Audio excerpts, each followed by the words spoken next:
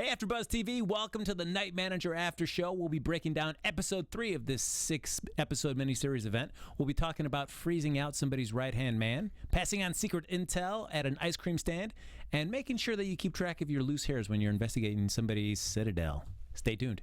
You're tuning into the destination for TV superfan discussion, AfterBuzz TV. And now, let the buzz begin. Ooh, the Epic tension. theme music yes, again. The suspense. It's just so exciting. Hey, everybody, welcome to AfterBuzz TV's Night Manager After Show. Look at that, we'll be breaking down episode 3 of this 6-episode miniseries event airing currently on AMC. As you see, it's just the two of us. Lucretia Lyon, she, as we like to say, is on assignment or just at home relaxing. One of the two, however you'd like to say. Dreaming of Tom. Yes. That's what she's doing. Look at that. I'm one of your hosts, Frank Moran. You can follow me on Twitter at HappyGoJackie. And hey, I'm Kari Lane. You can find me online at Kari D. Lane. That's Karidlane. Look at so episode 3. This is where we start seeing some things start to happen. Yes. For as much as the first 2 episodes was a lot of setup, getting all the pieces in place. Well, episode 2 had so much action. This one didn't have a lot of action, but it had a lot of suspense.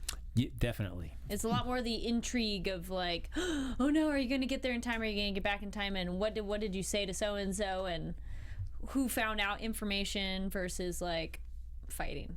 And you start seeing where the various chips are in people's armor and stories to kind of see how you can start working things your way to be able to get what you want ultimately, which is the capture and imprisonment of Richard Roper. Yep.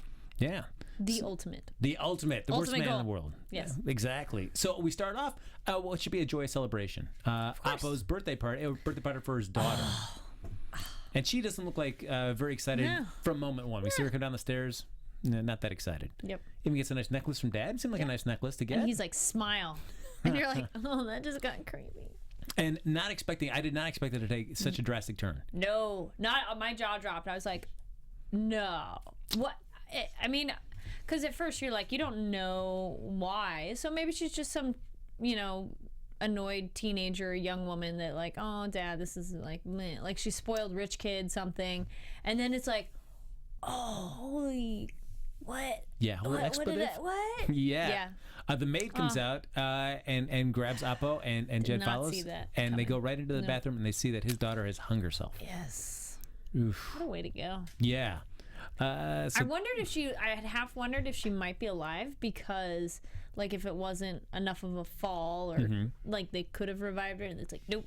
Nope, she's a goner. Yep. And that kind of puts a dampener on the rest of the events for the evening. That part, maybe. It doesn't go very well. In fact, we cut to the next morning, and we see them kind of going off. And Corkoran and Roper are talking about, well, that kind of spoiled everything for us there. So they were trying to work on some kind of deals and set things up that kind of, this whole incident kind of threw everything off the rails. Just a little. Yeah, so the plan is to reschedule and do something at his son's Danny's party. They're going to do a little sleight of hand, as Corcoran says, do your magic tricks, and we'll kind of make things go. Oh, and then also how Roper had his one little one-liner to Jed, and Jed did not appreciate that. No, and he apologized. He caught himself, but he apologized. I'm sorry about that, but it was still a very tactless line, for sure. Well, it just shows that his first thought is business.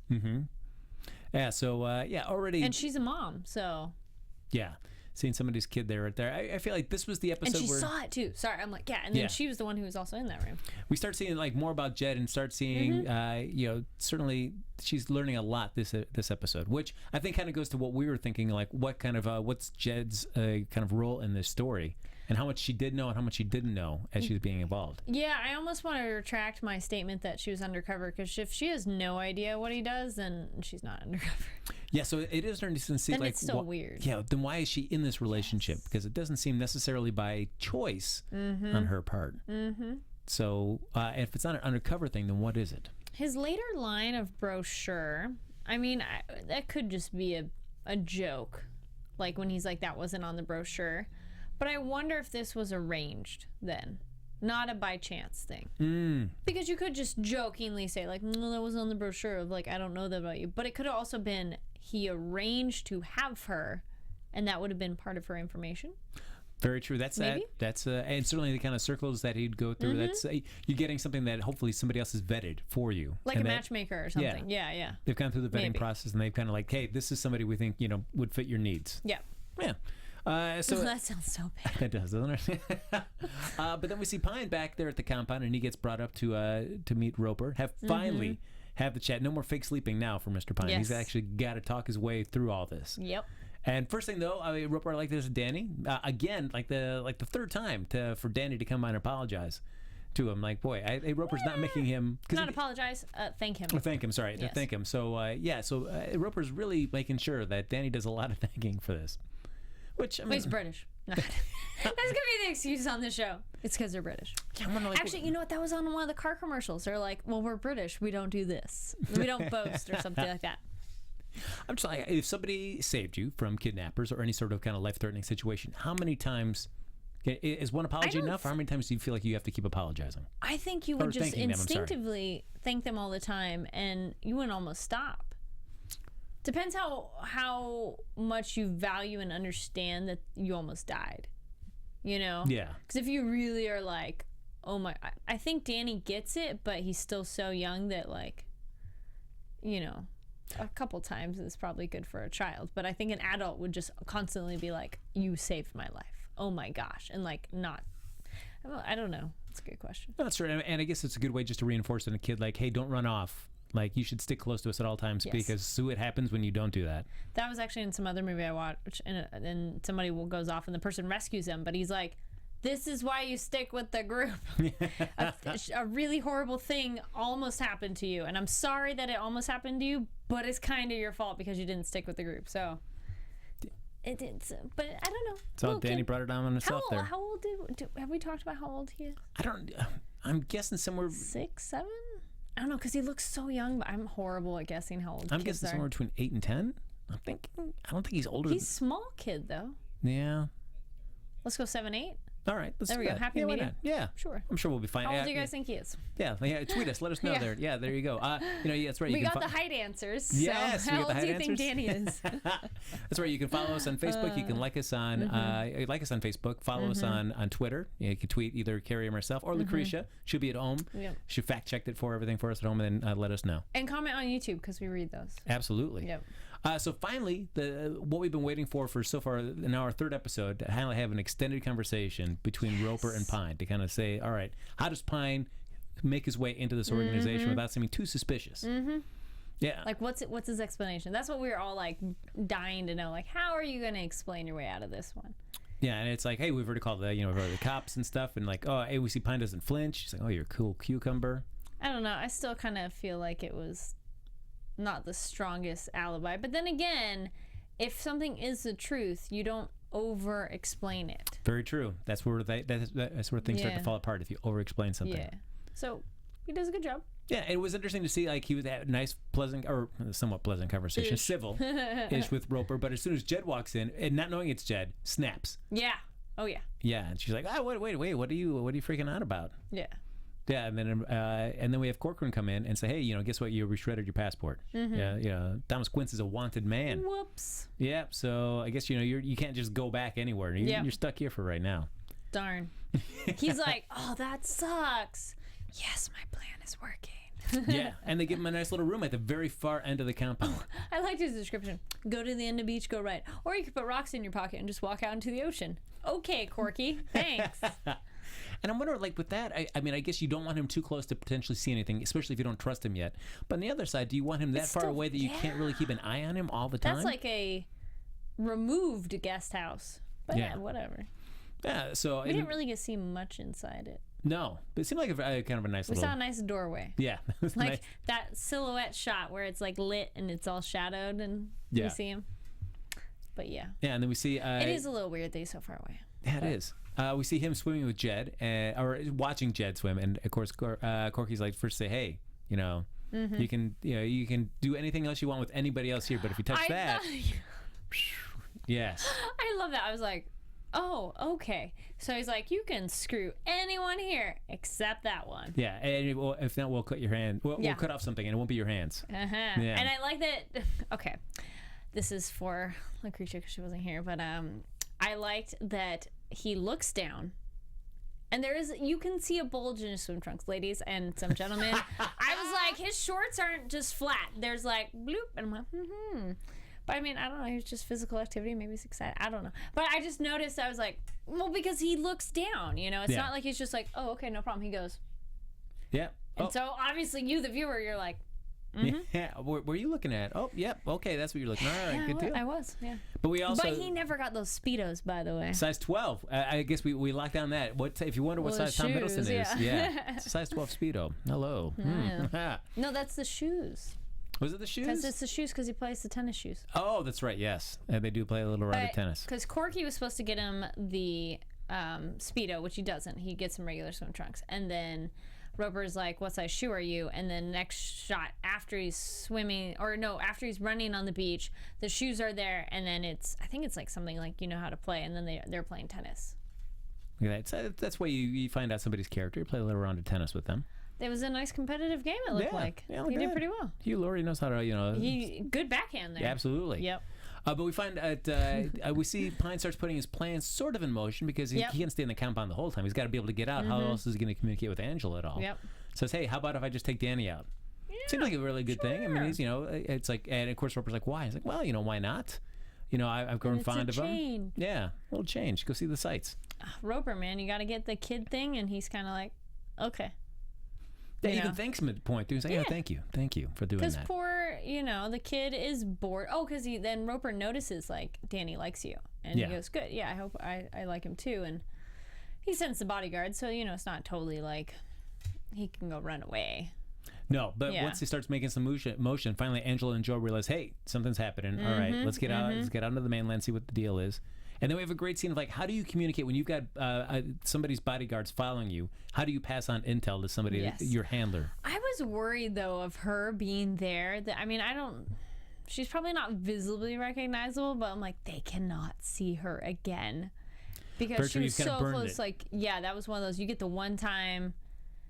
I just was so like on edge of you're there, you're within like visibility range. I just was worried something would happen. But I feel like she is the best cover, being a pregnant woman. Nobody's really going to pay that much of attention to a pregnant woman. And she had her little tourist book and stuff. And the security guys probably aren't. But still, I was like, uh-oh. But yeah, that was the brilliant plan of how do you communicate. Well, you talk to a kid because kids will say everything. Yes. Out loud. Which is so great. Yes. And for him to just be able to act like he's talking to Danny, he was like, I feel like Corkoran doesn't like me. And he's just looking at all my past as far back as ancient Egypt.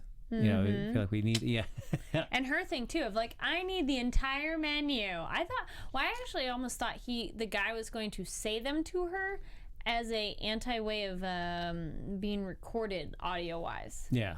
But it was like, oh no, she's just going to read the menu so she could stand real close. No, that's smart thinking, Angela. And she even has, of course she is pregnant in real life. So, I mean, she has a kind of like little waddle of a pregnant woman there. So, I mean, it looks so convincing that I don't know if as a security guard to be like paying that much attention and be like, it's some pregnant woman. And even as a pregnant woman, you could be more likely to, oh, what a cute, is he your son? Like she could have talked to him of like, oh, the kid, you have such a lovely boy here. And, because that's what moms do to other kids sometimes. Yeah, especially if you're expecting, you start looking around at other kids, kind of prepping yourself for that. But we do see that Danny and Pine have a little scene there while they're on the riverside or the water side there, and Danny plays exposition machine in this scene. Kind of just breaks down everything to Pine. So thanks, Danny. Yeah, and it was like, well, so now we learned that there is a mother in the picture, but they are not together, and he only spends the summers with Roper. Yep. So kind of, which is surprising because I know we were speculating last week. Is Roper his main parent? But it doesn't seem like it. Because the mother makes sense. Yeah, the mother's clearly not a fan of his business tactics. Yes. Yeah, and that also that there is a private room that nobody's allowed to go into that you need a key to get into, and it's called the Citadel. And of course, they're supposed to like peppermint candies. Just peppermint inside. Yeah, just peppermint inside. That's what's inside there. That's all you need to know. Yeah, that's what you tell a child. Yeah, it was interesting that conversation, just like. But I thought it was weird when the kid's like, watch out, that's where I cut my foot.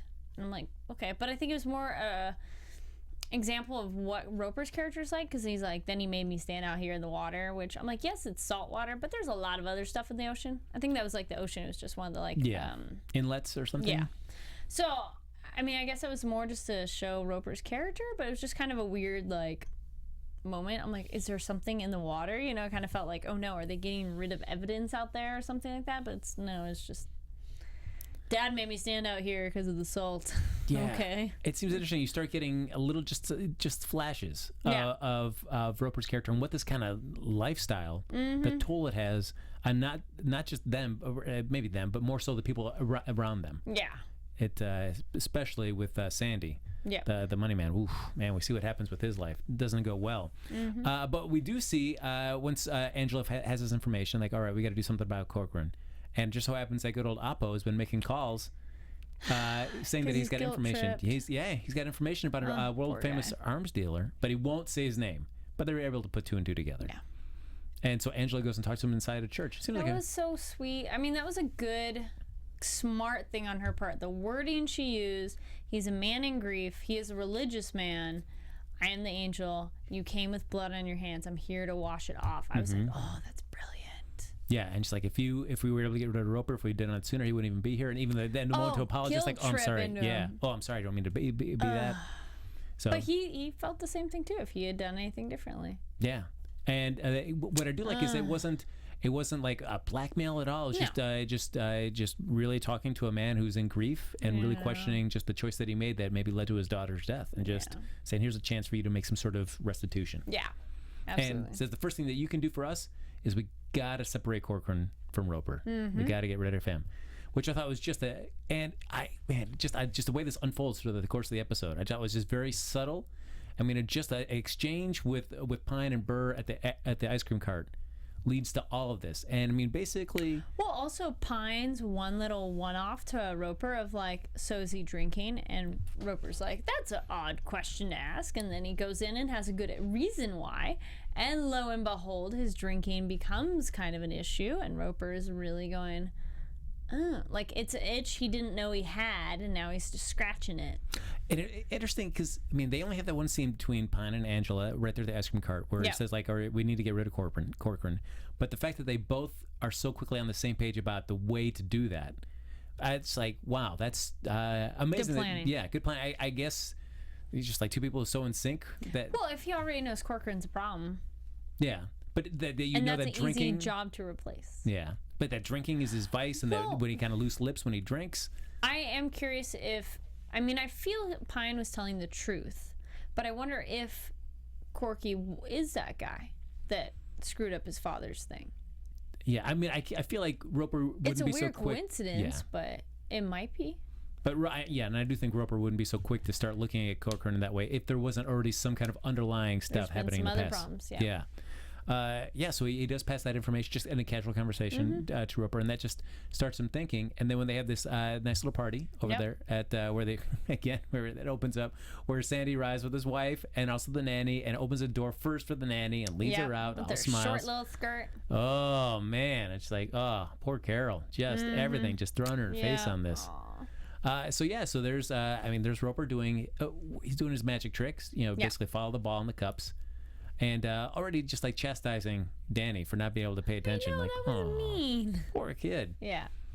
And then he's like, but you, Pine, you're watching. Yeah. Okay. Pine's on his toes. Yeah, and has to be. Yeah, and Oppo already starting his part where he just starts like, hey, he's Corcoran. The deal's not going to go down because of him. Yeah.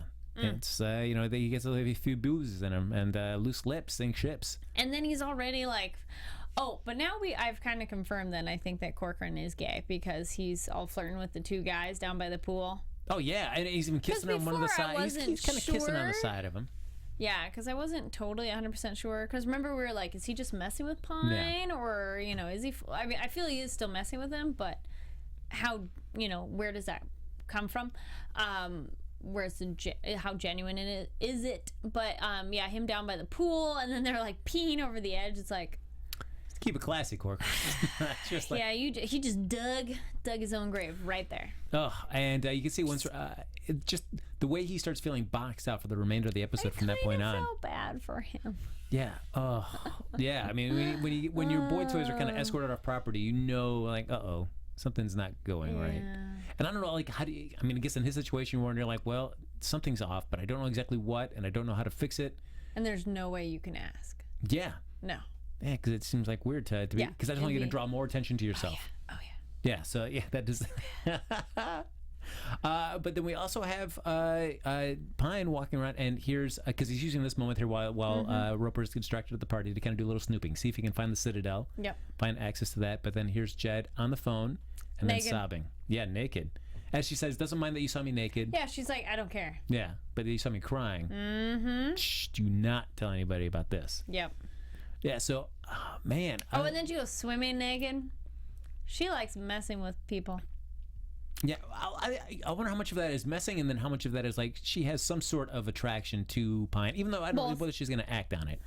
I think she has an attraction to him, and this is a way to exert some power over him. Because if you're a hot-looking woman and you get naked in front of a man who would be into you, it's a easy, like, here, let me just jump in the water naked and already know that she's baiting that hook that he'll be like, oh, because he thought about it. Yeah, he did. He's like, Well, you see later in the episode, he just has that little flash of her back in the ocean, like, oh, hold on. He's having his dream. Yeah, it's just like his wet dreams. Yeah, played like Lucretia Lyon right there. Just imagine, that somebody in the water that you think's hot. There you go. But I feel like that moment where she feels she may have the upper hand. I think we see those tables turn later on in the episode. Actually, totally random. I noticed at the beginning of this, I don't think I had seen it on the other ones. They're like, this show contains nudity or something, and I'm like, I didn't really feel we actually saw nudity in this episode. Well, we see her. We saw her silhouette-y side booby thing. That's about it. Yeah, in the original BBC version, you do see naked butts, and you see a little boob. That side boob is not so shadowed. I was gonna say the one I'm watching, I don't think so. Yeah. Man. Yeah. Because they shot it well. That her scene when she's at the water, like, it's shadowed enough. Yeah. So it's a little more well lit. Oh, okay, very well. Yes, very well lit. You see everything. Yeah, so no illusions. But Tom didn't get naked this one. He did not. So Lucretia didn't miss out. Yeah, she didn't miss anything. No. But I mean, I guess shirtless and jogging. A bit. Yeah, just jogging. He's in good shape. I know, right? Yeah. When he's jogging down that beach, I'm like, what? You like, 7% body fat or what? He's just like ripped, and it's very lean muscle too. Yes. Envious that body, Tom. Ugh. But he probably has to work out all the time. There we go. We're like, what's your diet regime, and how much does he have to work out? So he's suffering in his own way, right? Yeah, it's just not easy, Tom. We get it. Okay, he probably has a personal trainer and everything. Has all his meals prepared for him. Exactly. Strict calorie control. Yep. Oh, just so hard to come home. Hard. Yeah, come home from a busy day on set to have your meal laying there waiting for you to eat. Ugh, how rough. Yeah. I would hate to be that rich and famous. I would hate it, guys. Please don't make me do that. You're like, no, my life is so hard. And then now because so far we've just been really focused on Pine, Roper, a little bit of Angela and Joel, but now we widen the scope a little bit and we head back over to the UK, and we see what's happening with the River House. Kind of like, don't trust those mofos whatsoever. No, talking to Rex, and they feel like, hey, maybe something is afoot here. Yep. Because they certainly know they have a photo of Oppo talking to Sandy there. So they have a photo that at least is some kind of tenuous connection. Yep. So despite Joel trying to make it seem as boring a routine of a case that they're on, they feel like maybe there's something here. Maybe just to be on the safe side, just give it to us. Why not just give it to us?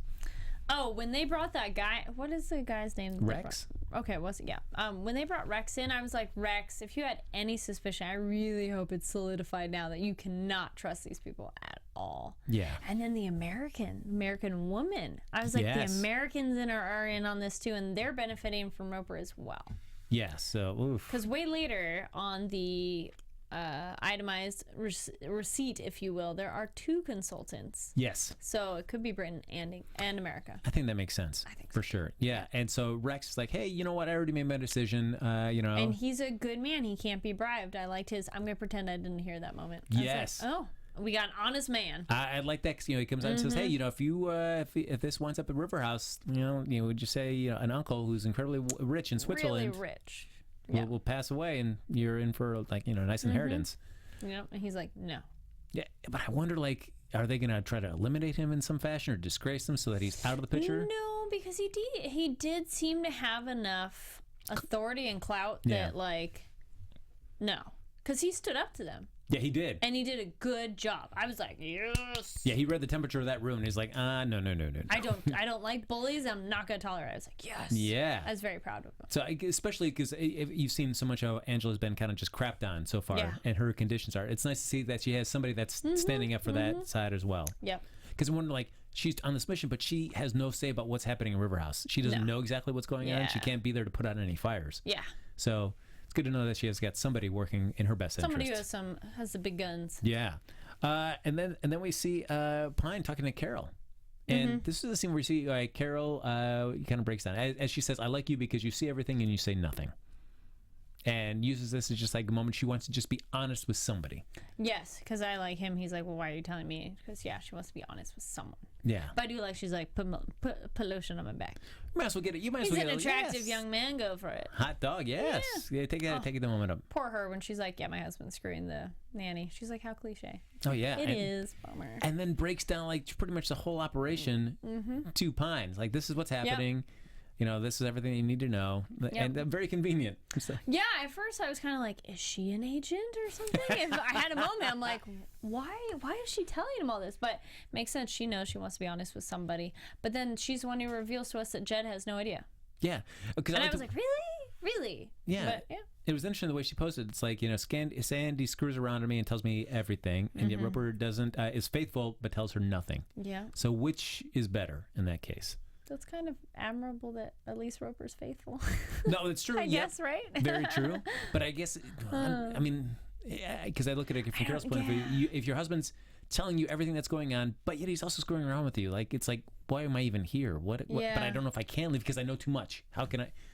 Yeah, it's interesting because it's like if you were with someone, there we go, I'll pose that to you. If you were with someone who's doing something extremely illegal, one, it's legal. Two, it's possibly hurting/killing other people. Would you like to have ignorance is bliss and live that nice life? Or could you just not do it and you'd want to know? I think I'd rather, if I was in that situation, I kind of would rather ignorance is bliss a little bit. Or at least I'd only want like a little bit. I'd want like the filtered version. Like, I don't want to know kind of, but I don't need to know details. Because I feel like Jed, even though she may not know all the specifics, she's got to have something, really? Right? Don't you think? Come on. It's like you don't really believe it's agriculture. Yeah, because I don't think you'd see her taking those pills to kind of have her deal with the situation. If she was like all excited, like, oh, everything's great. I don't need this. I trust him 100%. He doesn't do weird stuff. Yeah. So, but then Pine says, "Well, are you gonna tell her before you leave?" And so something to think about. Oh, she asked, should I tell her? Yeah. And he said, maybe. I don't.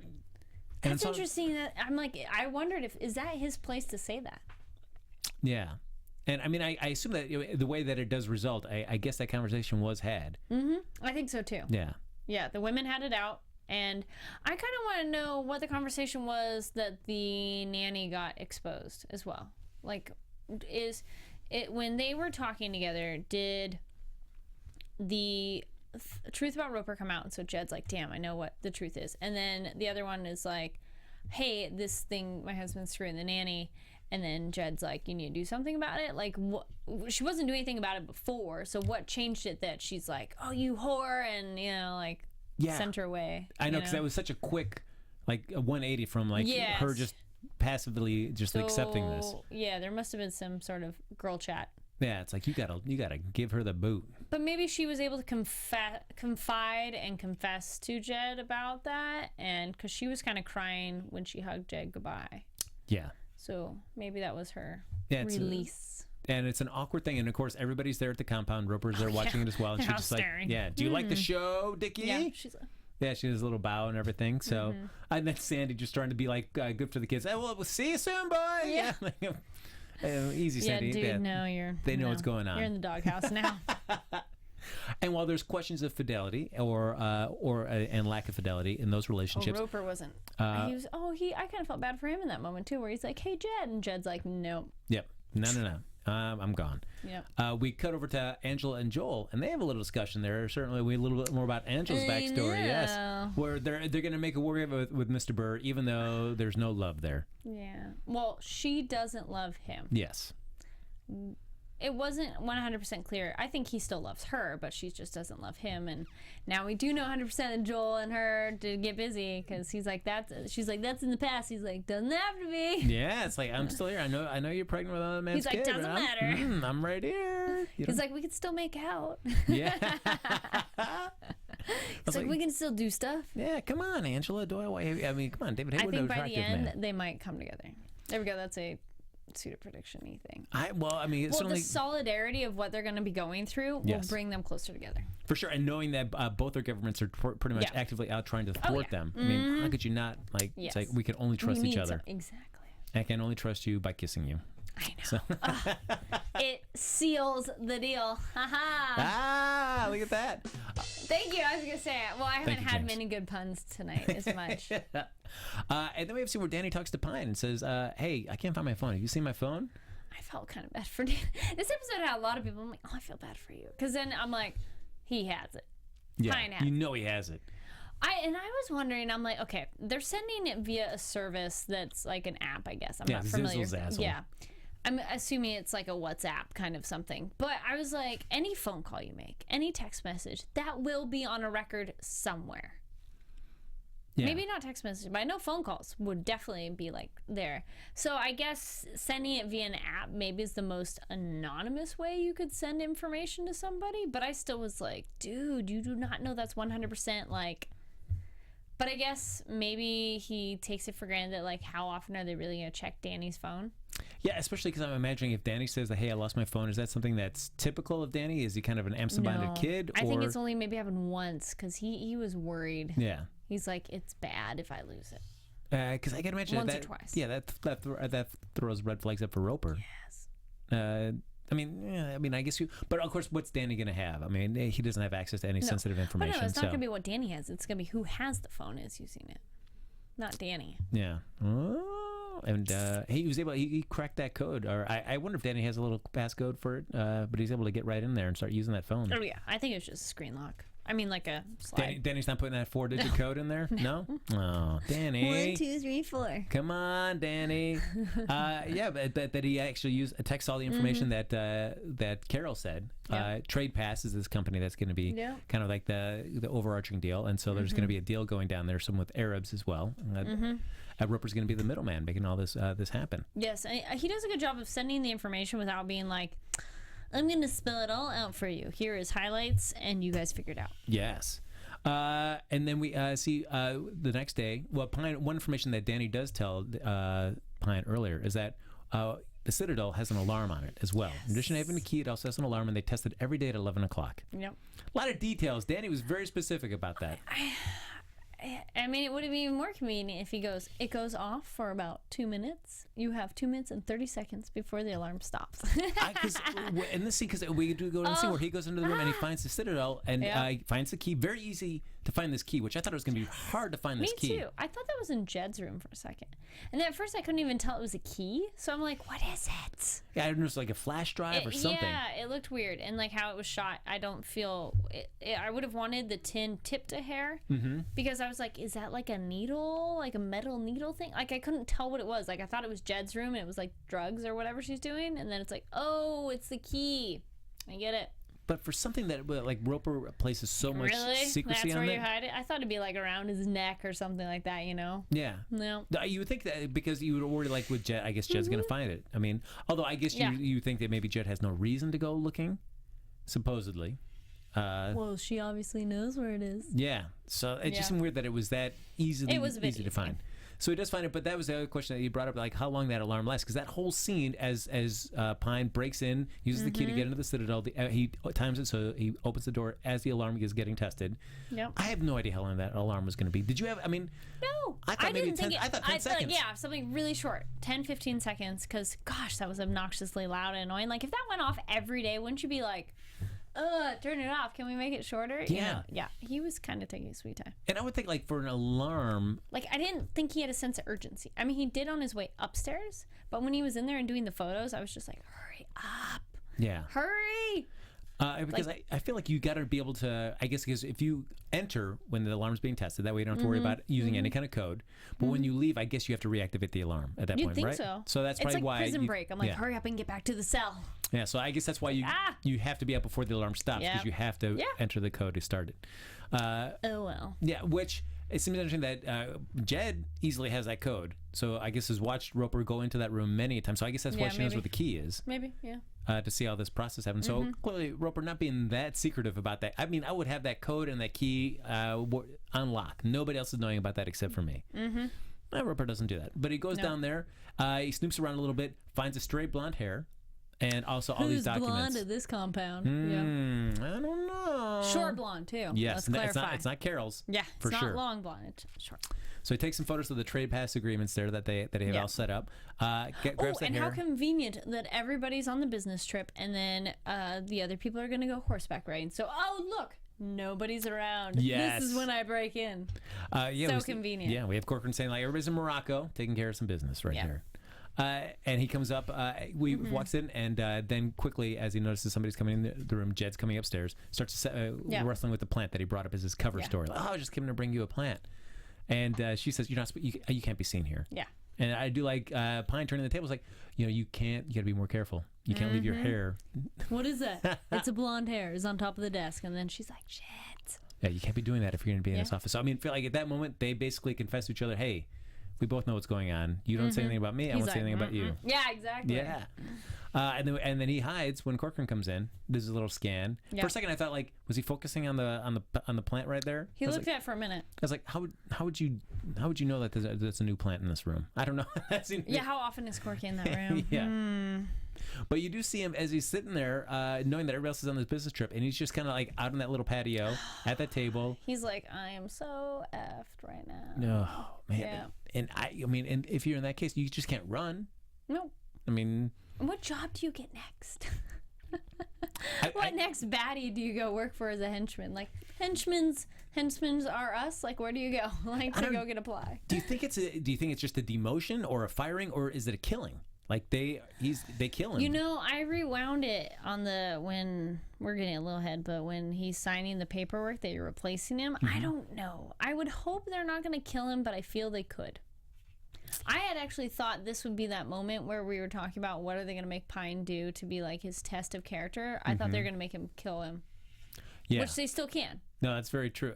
Because I feel like, Corcoran's not going to, if he stays alive, he's not going to take the demotion or firing lightly. He knows way too much. Yeah, and he's just going to be resentful and angry at Pine for kind of taking his spot. So he's going to be wanting to get the goods on Pine no matter what. So, it doesn't seem like it's good times for good old Corky. No. So all kinds of BS. And so then we have a conversation. Speaking of phone calls, though, we have Jed and Roper having a conversation, and this is kind of we get the moment they're like, that was an interesting one. Yeah, as you were saying, like that didn't come with the brochure. Yes. Yeah, because Jed is trying to be all high and mighty. Yeah, I like that. She's like, but then she turned her around well when he's like, well, you have a kid. She's like, what? You can know everything about me, and I can't know stuff about you. And he's kind of like, yeah. Yeah, basically, yeah. Pretty much. I choose what I let people know about me. But you know what? I think he really likes Jed because even his line of like, I'm paying for some other man's child. But if you really like her, it's her child. So you're not going to care that much. But he kind of was like, so besides that, how was your day? I think he does really like her and doesn't want her to be upset or to leave. Yeah, so, for sure. Yeah. Because I do like how he says like, well, and clearly everybody else who's listening in on this conversation knows this as well. So I do like somebody admitting like, yeah, that was funny. Yeah, I'm big enough. People will be listening to this conversation. Yeah. Sure, okay. But then she hangs up on him. How rude. Yeah, I was like, oh, all right. She's like, I'm done. But there was nothing for her to say because then she's like, oh, I got caught. You know. That's it. Because this leads me back is this conversation with Roper leads me back to a conversation with Roper and Pine have over by the ocean earlier in the episode. Oh yeah. Yeah, where they're talking. This is a late night manager panel. It was where they're talking about. Oh gosh, I gotta find the exact thing here. Where they're talking about being a man. Here we go. Oh yeah. About when you realize that the world is. That was an interesting one. When you realize the world is rotten. Yes, and then he's like, embrace it. Yes. Ooh, that was. Smart. Well, for the kind of baddie he is, though, that absolutely makes sense. No. You know the world is rotten, and you use it to your advantage.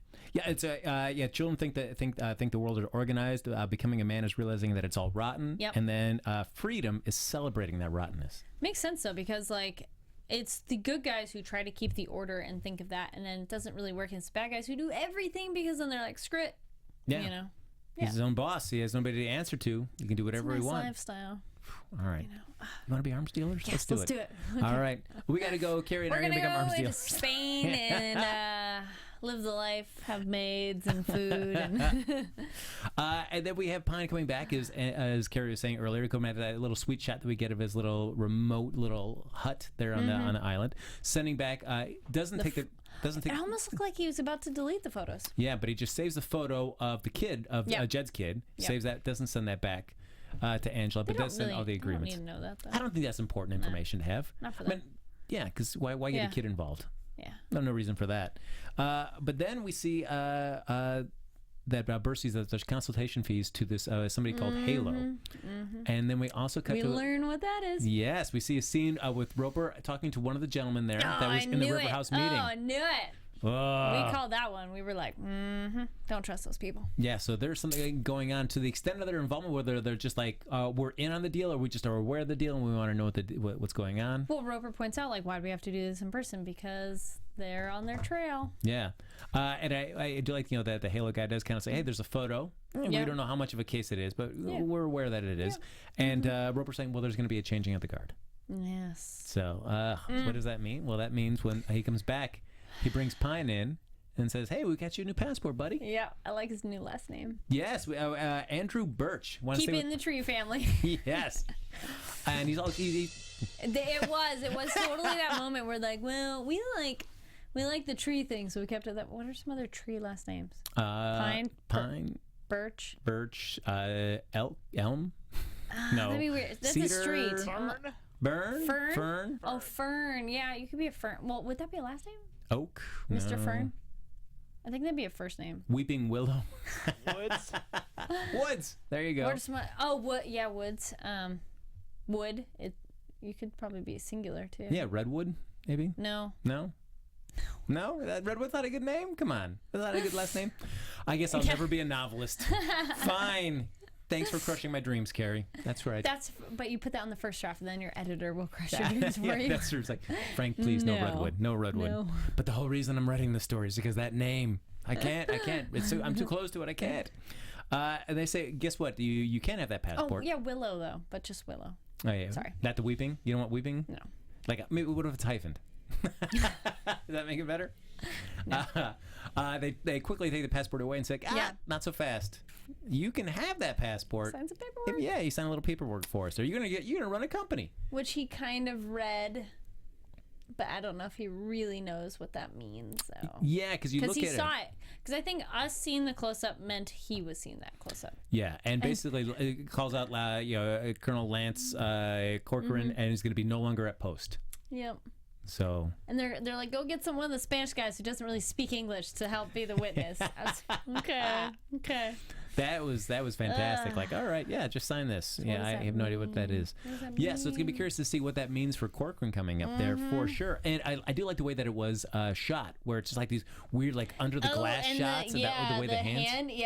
Like here's my weird distorted handshake for you.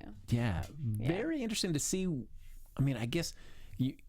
There's so many when you think of just like arms dealers, but then there's also like the business side of being an arms dealer. Even though it's an illegal operation, you need to have some sort of contracts, corporate hierarchy in place here. Very interesting to see how that the inside structure, because you think it'd be like just kill him or just get rid of him or whatever it is. No, we've signed a contract. So hold on. Because you run a company. I mean, I guess it's dummy corporations that. I mean, it's that way. Nothing's tied. So you're basically. I wonder how factual most of this is based on. I know, I mean, the author, I assume, did his research and all, but I wonder how... So, arms dealers out there, how accurate is this show? Because I assume that it's just a way for Roper to have absolutely no ties to any of these companies. Yeah, all these guys are your front men. You surround them and protect them. And you will take the fall if anything goes wrong. Yeah, they will take the fall. Yeah. Roper walks away, Scott clear. And we end the episode with Roper saying to Pine, welcome to the family. Yep. So, I mean, he's in place now. He's made his way into the inner circle. Well... Closer circle. He's in the door. Yeah, I mean, I feel like, he's We don't know. We'll see how much they trust him with. Yeah, well, but if he's taking over for Corcoran's spot, that's a pretty trustworthy position, I think. And they're trusting him pretty well for barely knowing him, though, Very too. fast. And I'm wondering how much of that is like his relationship with Danny is kind of softening him up as well. Maybe. Or he just, there are those people you meet and you're just like, I like you. Yeah, I trust you. Sure. Cool. Let's work together. Boom. Done. That's the way it works there in the arms dealer. That's how the real world works, guys. Yes. So that brings us to the end of episode 3. And we're going to do a little lightning round for some predictions. I was going to say, where are our lights? They're there. James isn't going to let us down. I know that. Yeah. All right, Kari, what do you envision happening in either episode 4 or the rest of the season playing out now that you've seen some stuff from this episode? Yeah, and then I tried to not watch like what happens next time, but the only thing I did see is Jed questioning. So I think Jed is, well, she has to have a confrontation with Pine because he confronted her that he went down there. So now she's going to be like, why did you go down there? So they're going to have some sort of confrontation, and maybe it's not going to be the truth per se, but there'll be something. They're going to hook up. I wonder if they will. Jed and Pine are gonna hook up at some point. You don't have a little flashback shot of her in the ocean if they're not like, hey, I'm into you. They are. Yeah, I'm into you. And I think he'll do it anyways, even behind Roper's back. I don't want Corky to be dead, but I feel they might kill him. Just because he knows too much. Yeah, it's just like, I don't know how. If he's no longer at post, I don't think you could take somebody that knows that much information about Roper's inner workings and let that man just back out into the world. I feel the River House is going to get closer to our good guys. Mm-hmm. Not quite catch them yet, but they're going to get closer and figure things out maybe. Yeah, because certainly if they know that there's something that potentially is more, that investigation can be a little bit more fruitful than they think, I think that's it. Yeah, I think certainly next episode we're going to find out what Jed's deal is for sure. I hope so. I think. Wait, we're 3 out of 6. Yeah, I should hope we do. Yeah, we'll find out like why Jed's really there. Yeah. And I think maybe that the idea of like she's some kind of like she was kind of fixed up in this relationship with Roper. Something. Yeah, because I feel like you can't have that confrontation about, hey, Pine, you were in this office without having Jed. Like, why is she in there? Yeah, what's your whole deal? I get this picture of this kid. Is this your son? What's the deal with this? Yep. So I finally feel like we'll kind of sort that out, and I think that's going to be. Yep. As you're saying, I guess if Pine is attracted to her, that's going to kind of give him another, another Sophia kind of motivation to kind of like, all right, got to keep her safe throughout this whole thing, which I then think could put him at some jeopardy moments. Yep. How do I keep doing this while also keeping Jed safe? He just likes these damsels in distress. I guess he's a hero. He wants to try to save somebody. He's the White Knight. Oh, we said that before. Yeah. Well, especially after what happened with Sophia. There's a chance to kind of make up for something as well. Yes. Much like Angela was saying, a chance for you to atone, wash your hands of all the blood that's on them. Yeah. So, we'll see that. And I feel like maybe next episode we're going to have to see Roper some really dark moment. Oh, yeah, he needs to do something bad. We were talking about that. Like, is he going to be a physical violence or like a gun? I feel he hasn't really done anything violent yet. Yeah. Not directly. And I feel like he's the kind of guy that... Ooh, maybe he'll kill Corky. Ooh. That'd be kind of... Caught myself there on that language. Yeah. But that'd be messed up. Well, I guess somebody that close to you feel like, hey, I'm going to do, and I'm British. The respectful thing, the proper thing is for me to take you out myself. This is true. Yeah. I'm not going to let a henchman take care of you. I respect you enough, even though I can't have you working for me anymore. I will kill you myself. Ooh, that could be intriguing. Yep. All right, folks, that's going to do it for us here. Season 1, I guess. Season 1, sure. Episode 3 of The Night Manager will be back next week with episode 4 of The Night Manager. In the meantime, though, like us on Facebook, give us those 5 stars on iTunes, comment on the YouTube channel there, follow us on Twitter. We continue the conversation even after this episode is done and aired and you've watched it or you listened to it. Kari, if they want to continue the conversation with you, where can they find you? Yes, you can find me online at Kari D. Lane. That's KARIDLANE. And you can find me on Twitter at HappyGoJackie. We'll see you next time with another episode of The Night Manager here on AfterBuzz TV. Bye, everybody. From executive producers Maria Menounos, Kevin Undergaro, Phil Svitek, and the entire AfterBuzz TV staff, we would like to thank you for listening to the AfterBuzz TV network. To watch or listen to other after shows and post comments or questions, be sure to visit AfterBuzzTV.com. I'm Sir Richard Wentworth, and this has been a presentation of AfterBuzz TV. Buzz you later. views expressed herein are those of the hosts only and do not necessarily reflect the views of AfterBuzz TV or its owners or principals.